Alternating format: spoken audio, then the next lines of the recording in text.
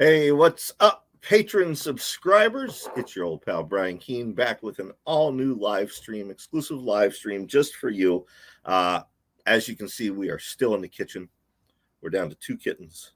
One is going to its new home next Friday. Still have to find a home for the other one.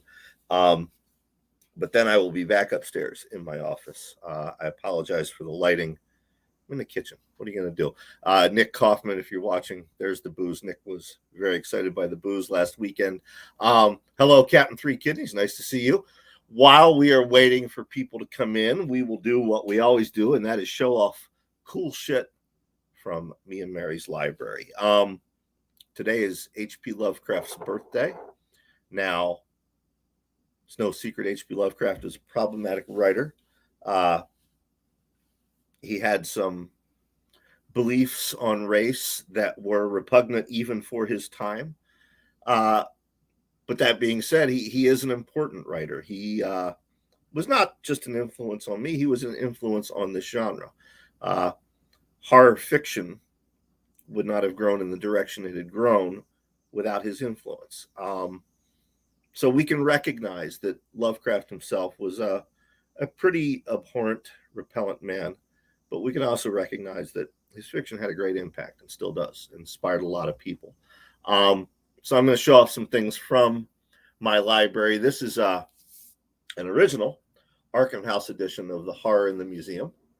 And then this is a later edition. I'm trying to get it on the camera so the glare doesn't shine off of it. This is all Arkham House here for the most part. Original Dagon. And then, of course, a later edition of Dagon. The difference between these, if you're not an Arkham House head, these were the original texts, often as they appeared within Weird Tales and the other magazines. Years later, S.T. Yoshi, who is the definitive academic when it comes to Lovecraft, he managed to piece together Lovecraft's preferred texts by going through his manuscripts and his letters and galleys for the magazines and stuff. So he was able to put these together into these newer volumes. Original Arkham House At the Mountains of Madness. And then, of course, the newer edition. This is my favorite Lovecraft right here, At the Mountains of Madness. I'm a huge fan. Later edition of the Dunwich Horror. I do not have the original edition. It's on my list, but they're not cheap. This is not Arkham House. This is Nightshade Books. This is the Ancient Track, which collects all of Lovecraft's poetry, but it also collects all of his nonfiction. A lot of people don't know this. Lovecraft, he didn't just write these horror stories. He wrote basically anything they would pay him a nickel for. He wrote reviews. He wrote nonfiction. He wrote travel articles. He wrote political opinion. Some of the political opinion is a bit repugnant itself, but the Ancient Track collects a lot of that, all of his poetry, assorted nonfiction. Finally, this is a jar of grave dirt from H.P. Lovecraft's grave. If you have read End of the Road, from this jar, I once tricked a guy into snorting a line of this dirt because I told him it would make him a famous horror writer and that all of us had done it. If you don't believe me, read End of the Road. The story is in there. So, all right. We've had some time now for folks to come in. So let's take a look here at your questions. Efren asks, how is Mary doing? How are you doing? That's question one. We're both fine. We're both over COVID. Mary still has a little bit of a cough, but other than that, we're doing great. Thank you for asking. Is there a book or comic book that you actually try not to handle too often to keep it in good shape? There are a few. They're mostly comic books.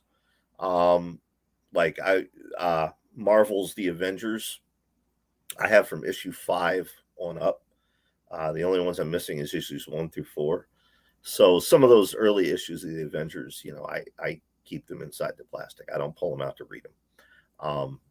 Because, quite frankly, that's my kid's college education in 4 years. Mr. Macabre asks if someone wanted to connect a story they were writing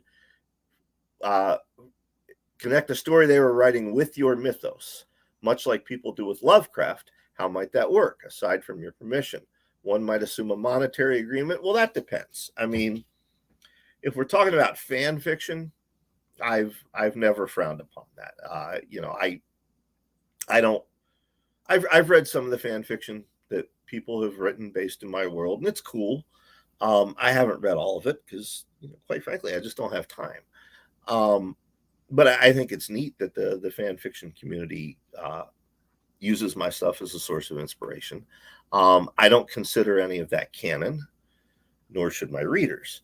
But there have been cases where people have connected to my universe, and I'm not talking just about like J.F. Gonzalez or Brian Smith or Stephen Shrewsbury. Director Paul Campion, if you watch his movie The Devil's Rock, which I'm sure is available on streaming, he makes reference to Ob and the 13 in that movie. And it was just a simple matter of him asking if he could do it and me granting him written permission, and no money exchanged hands or anything like that. So to answer your question, it depends. If it's something you're selling for money, if it's going to be professionally published,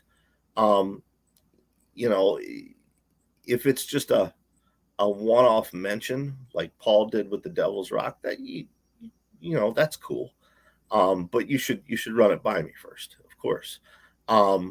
If it's something quite involved, I'm probably going to veto it. And that's no disrespect to you or to anyone else. But right now, I'm writing volume 3 of a 7-volume series that ties my entire mythos together in a nice, neat bow. And I don't want anybody contradicting that. You know what I mean? Once that's done, hell, I'll probably open it up to the world. But until then, yeah, you would need to run that by me. We would certainly need to come up with some kind of written permission. And yeah, we could talk about that. So shoot me an email. Thomas Parker asks, Brian, are you considering doing any more Dead Sea Universe stories? I am. I've done a couple set in that universe. They're collected in the Complete Short Fiction of Brian Keene books, volumes 1 through 3. Much like I did with The Rising selected scenes from the end of the world and Earthworm God selected scenes from the end of the world, I've thought about doing a new collection set in the world of Dead Sea and of course Entombed, the follow-up novel. Thought about that. I've also thought about doing a series of stories set in the urban Gothic world. Sooner or later, I will probably do both of those. But I imagine Dead Sea will come first. Excuse me. Thomas also asks, are those zombies Romero-type zombies, or are there differences? I meant them to be more like Romero zombies. The Rising and City of the Dead, obviously those were not George's zombies. And I wanted, when I did Dead Sea, I didn't want to do another zombie novel at first, but then I got this cool idea. And I thought, well, you know what? If I'm going to do it, let's play with zombies that are more similar to the traditional zombie. And I don't mean, Haitian voodoo zombies. I mean, of course, George Romero zombies. So that's what I did with Dead Sea. But there are differences. In Romero's world, at least in the case of the first 3 movies, you never see animals getting reanimated. The virus doesn't impact or affect them. In the world of Dead Sea and Entombed, obviously it does. And there's more and more, it's jumping to more and more animals, particularly when you get to the end of the book. So yeah, a little bit different. I've done one actual story set in Romero's universe, and that is in an anthology called Nights of the Living Dead. And those are actual Romero zombies because it's set in George's universe. So very cool. Jim says, I'll be doing family movie night when you're live. Well, we're sorry you missed it, Jim. So I'll check out my answer later. My question, does your crystal ball foresee any specific new themes on the horizon becoming popular for horror? For example, for quite a while, zombies were the big thing. What's next? I guess about 6 years ago, I said haunted houses were going to be a big thing, and they were for a while. But I don't know right now.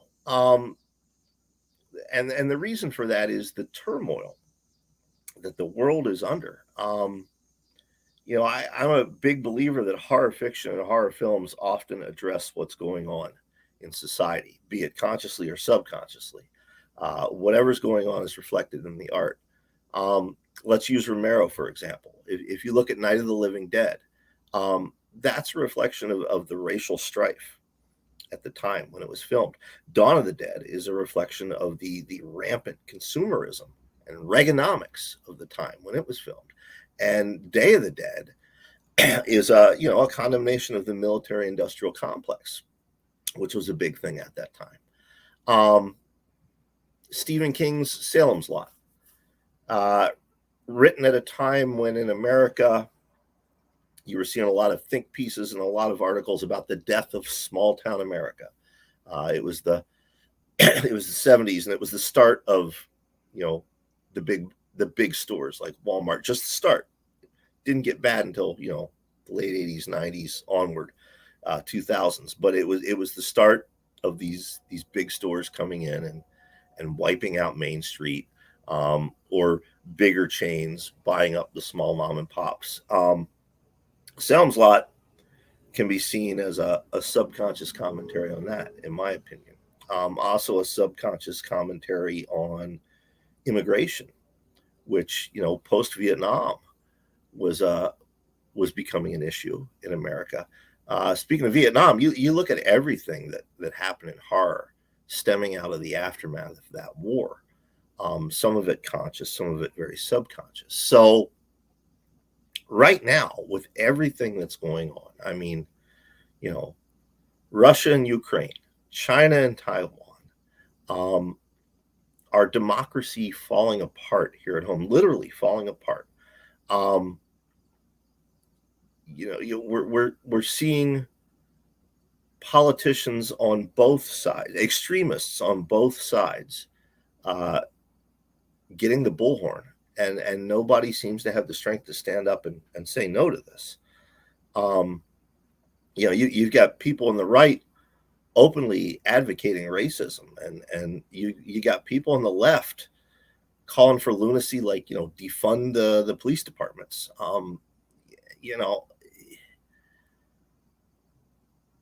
There's a lot going on right now, and I don't know how horror captures all of it. I don't know which one we pick. I think it's up to the individual artist. I think it's a good time for horror, simply because there is a lot going on and a lot of things that need to be addressed. But I don't know how we settle on that one thing. So let me hit refresh here and see if that is all the patron questions. Give me one moment. All right, that is all the patron questions. So Captain Three Kidney says he's rereading Dead Sea right now. Awesome. Hope you're enjoying it. Oh, that's Jay Wilburn. I just put that together, brother. Hey, what's up, man? And are you the only one watching this live? Because if so, that's funny and embarrassing. No, there's 5. Okay,